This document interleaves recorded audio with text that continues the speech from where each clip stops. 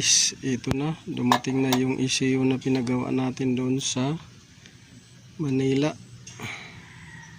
Dahil wala tayong piyesa dito, so galing to kay nakisuyo tayo doon sa tropa natin kay Joel, shout out. Yan, so ginawa na doon. So ito, kakabit na natin, itatry natin. So bibidyohan muna natin yung unit. So lalagay lang muna natin dito yan, dahil kakatapos lang natin guys maglagay ng battery.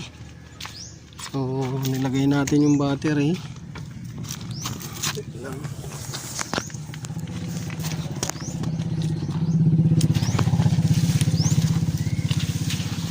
So ayan, so nakalagay na yung battery.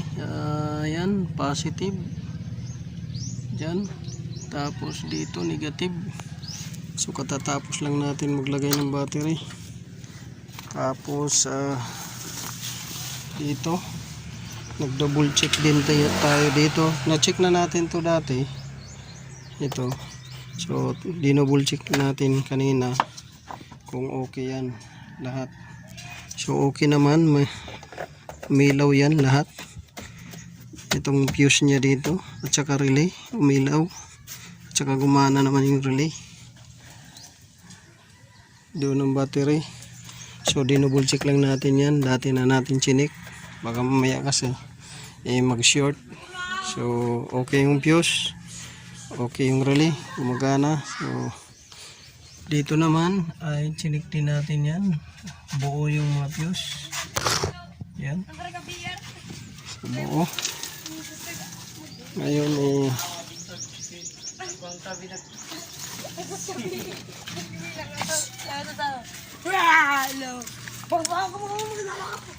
so ikakabit na natin yung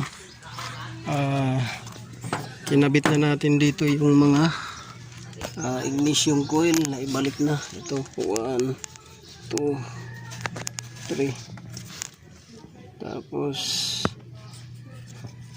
tapos na nakabit ang ignition coil, tapos injector. So ang spark plug niyan at saka injector nilinis ang injector, nilinis ang spark plug niya. So naibalik na lahat, linis na rin yung spark plug at saka injector. So dito na yung hose niya at saka ground.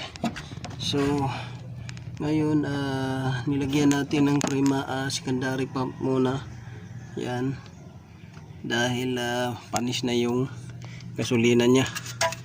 So yan yung battery. So naka-ready yung mga tools natin dito. So ngayon kakabit na natin yan. So kunin muna natin.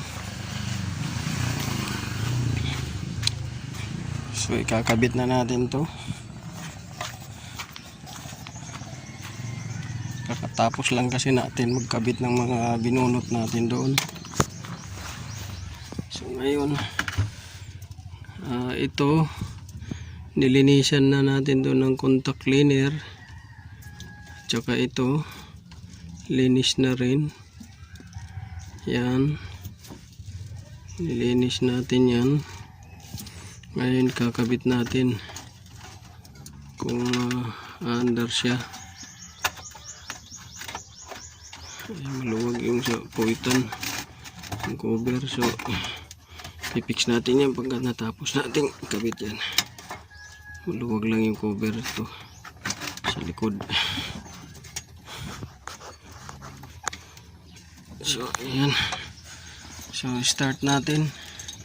Kung mag-i-start ba,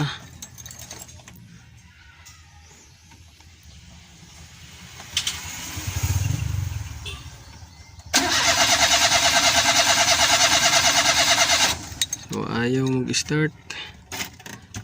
Bakit kaya? Pero parang buksan natin to kung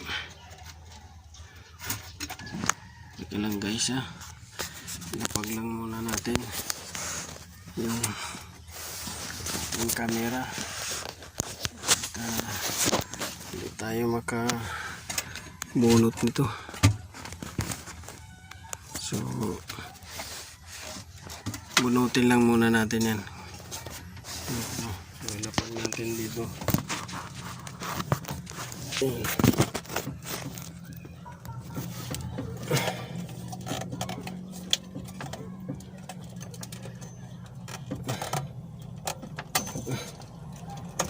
Bakit ayaw umandar? Ayan.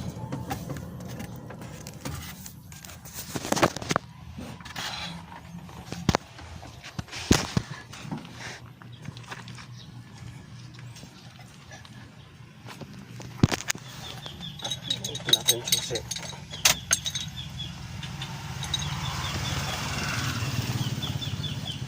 Ayan natin dito. Bakit ayaw umandar siya?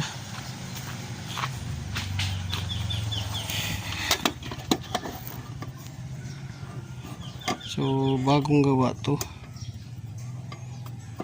Tingnan natin kung bakit ayaw pa rin niyang umandar. Ayan.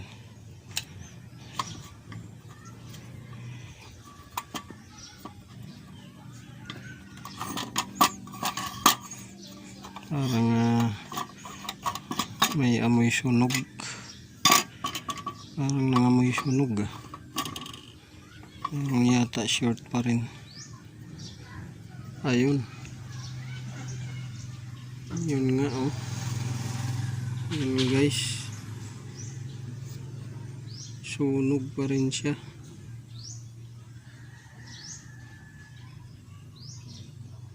Yan.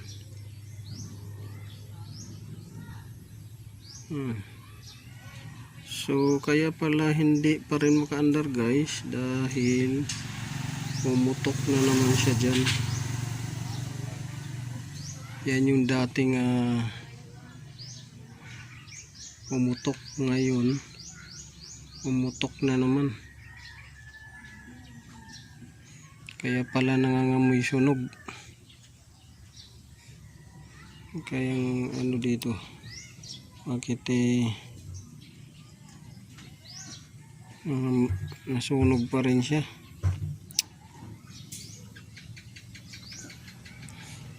So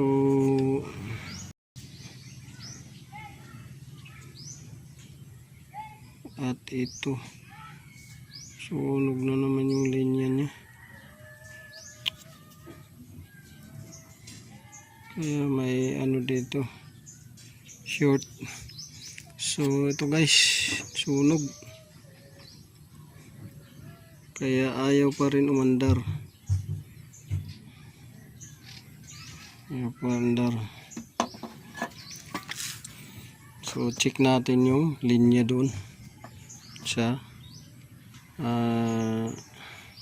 kasi nung dati bago ko to pinadala, na check na natin yung linya sa doon sa ignition coil.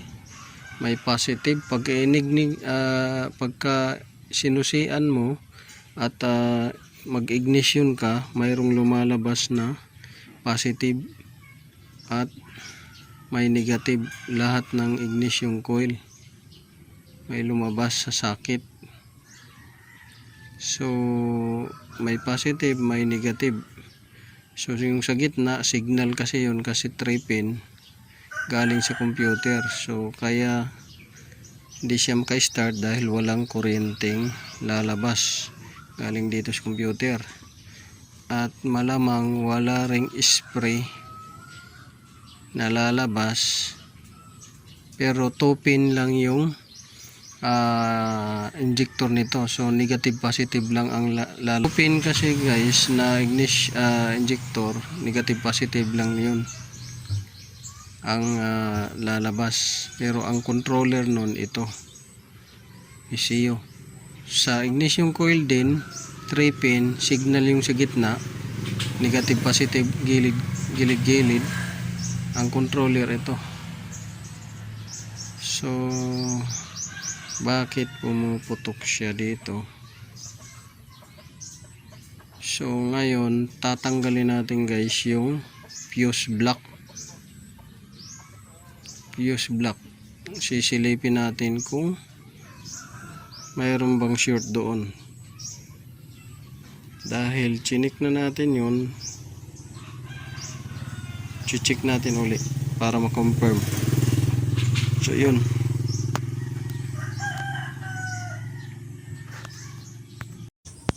So ang nagiging dahilan guys ng pagkasunog nitong ECU or bakit nagsusunog ng ECU ang isang sasakyan ay bumabalik yung malaking voltage sa ECU. So sa ignition coil ang diferensya, yung primary coil ay okay, pero pagdating sa secondary shortage na siya. So yun kasi ang mataas na voltahe na naglalabas, nagre-rectify ng 12 volts to 20,000 volts.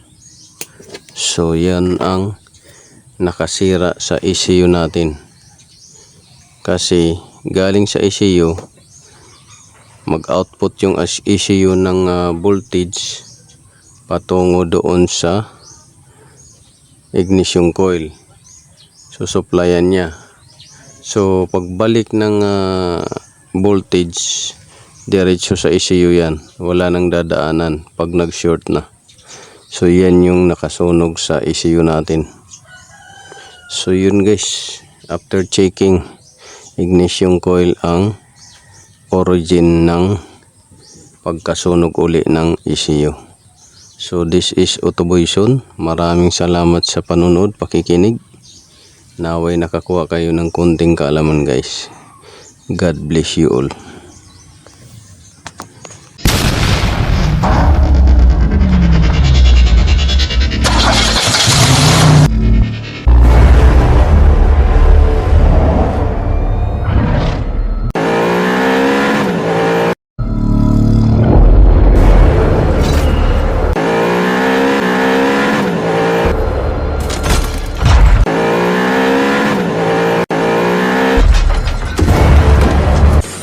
Make